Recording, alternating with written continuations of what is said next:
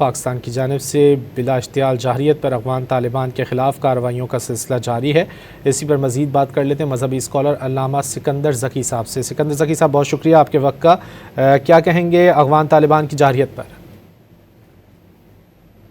جی، ہر محب وطن پاکستانی اپنی مسلح بہادر افواج کے شانہ بشانہ کھڑے ہیں، اور الحمدللہ جو محب وطن پاکستانی ہیں وہ اللہ کے حضور بھی اپنی افواج کی کامیابی کے لیے دعا گو ہیں، اور اب یہ وقت آن پہنچا ہے کہ نمک حرامیوں کو سبق سکھایا جائے اور انہیں بتایا جائے کہ آج تک اگر کہیں تمہیں فتح ملی ہے تو اس میں کہیں نہ کہیں پاکستان کی وفا شامل تھی۔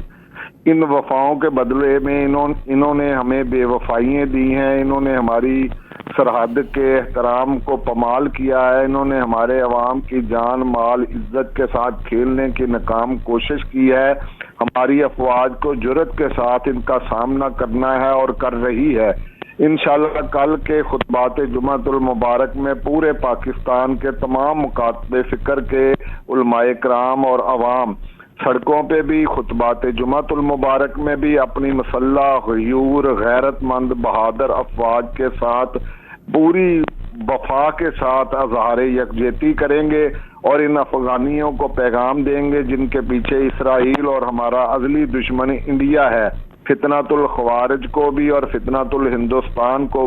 ہم لوہے کے چنے چبائیں گے، اور انشاءاللہ پوری قوم مثالی اتحاد اتفاق یکجہتی کے ذریعے انہیں شکست دے گی، اور انشاءاللہ آپ کل دیکھیں گے کہ کریا کریا گاؤں گاؤں بستی بستی شہر شہر لوگ باہر نکلیں گے اور یہ بتائیں گے کہ پوری قوم یک قلب بھی ہے، یک زبان بھی ہے، اور اپنی بہادر سیکورٹی فورسز اور افواج کے ساتھ شانہ بشانہ کھڑی ہے، اور انشاءاللہ تعالی